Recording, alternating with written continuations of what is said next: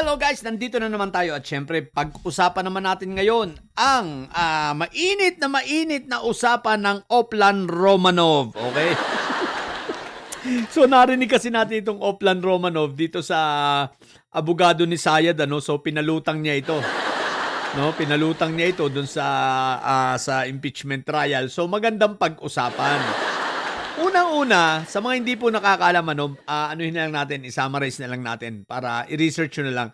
Ang Oplan Romanov kasi, ito ay patungkol dun sa emperor ng Russia, no? Itong Romanov family na minasaker. Okay? Minasaker, ibig sabihin ng mga rebelde.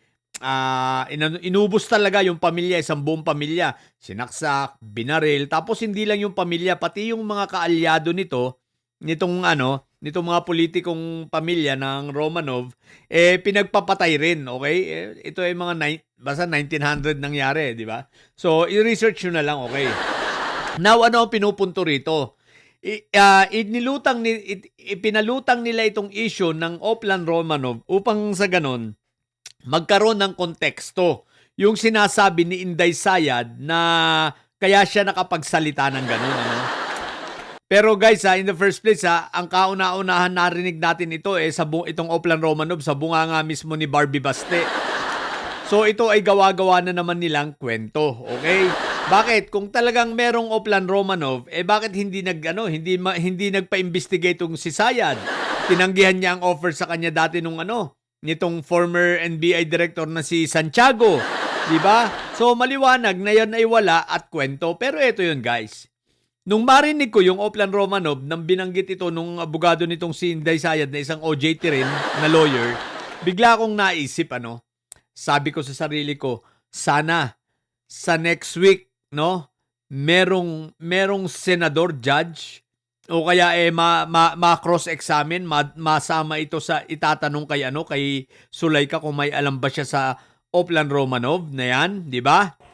Kung wala, kailangan tanungin ng mga judge kung saan kinuha nitong lawyer na OJT ni Inday Sayad yung knowledge niya or yung information niya about sa Oplan Romanov, di ba? Magandang busisiin para sa ganun mapatunayan natin kung totoo o hindi. Alam niyo kung bakit? Siyempre paano mangyayaring magkakatotoo yun? Ni sa hinuha, ni sa itsura ni PBBM, ay Diyos ko po, Rudy.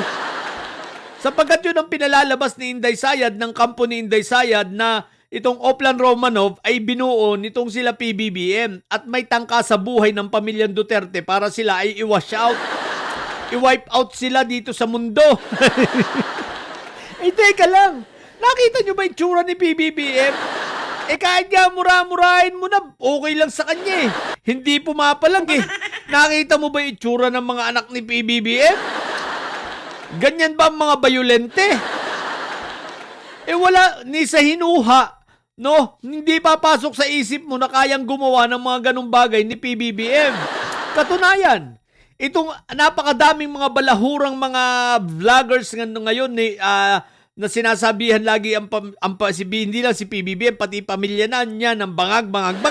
Ang daming mga pinaggagawang kung ano-ano. Pasalamat kayo, buhay pa kayo. Naisip nyo ba na buhay pa kayo, mga hinayo pa kayo? Kayong mga vloggers ng mga siraulo, yung mga pro-China pati. Isipin nyo, sinasabi ninyo, martial diba?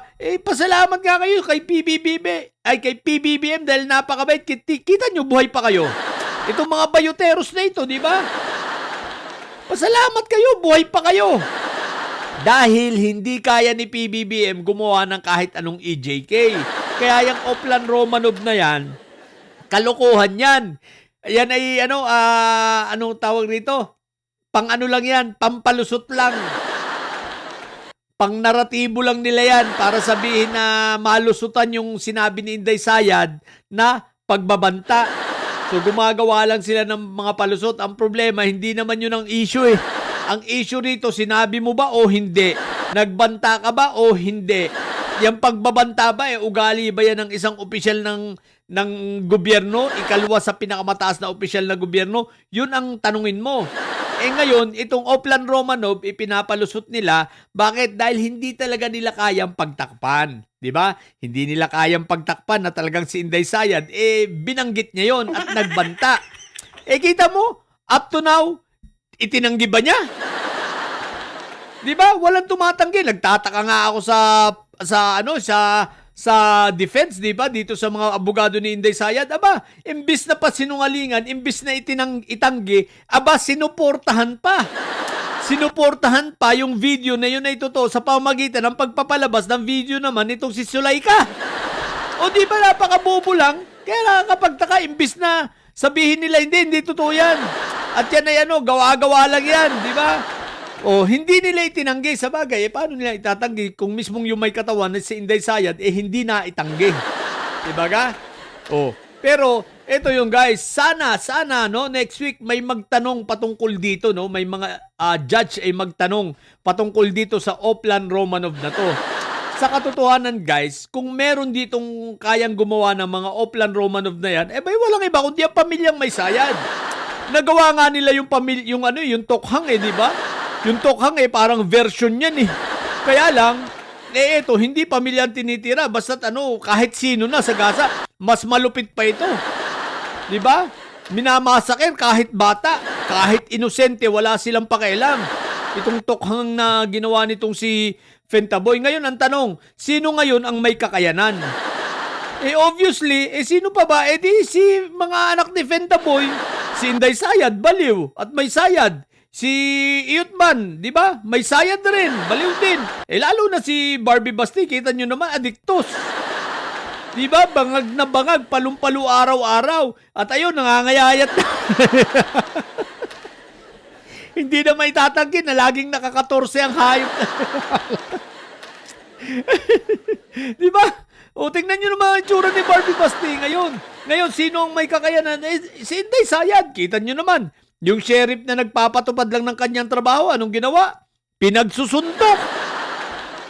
Di ba? At meron pa yung katulong niya na binugbog. Katulong nila, kasambaya, binugbog ni Sayad. Ngayon, kung merong may kakayanan ng gumawa ng mga Oplan Romanov at sanay sa mga ganyang mga masakit at mga patayan na yan, walang iba kundi ang pamilyang may Sayad. Kaya itigil nyo na yan. May pa-Oplan Romanov pa kayo. Pero guys, ang kagandahan naman nito, dahil binanggit nila, nawa, yan ay tutukan din ng prosecution at the same time, tutukan ng ibang senador, paluwain kung kanino, kung tunay ba yan o imbento. Diba? Sinong nagbigay ng information na yan, saan nanggaling? Dahil yan ay maliwanag na hindi totoo, maliwanag na gawa-gawa na lang nilang kwento at walang katotohanan yan kaya mahihirapan sila. Ngayon, dahil binuksan nila, dahil bobo nga itong mga OJT ng abogado ni Sayad, nahuhuli sa bunganga. So ngayon, pag yan ay dapat pag-usapan. Tingnan talaga at busisiin yung Oplan Romanov na yan. Si Sayad, nasisiraan na ng ulo kasi si Sulaika sinumpen. Diba? So, hintayin na lang natin kung ano mangyayari dito sa naratibo na itong mga invento na naman. Oplan Romanov. Sa mga bobong may Sayad dyan na nyo. Matili kayo mga bobot may Sayad sapagkat ang may Sayad ay lagi high blood. Bye!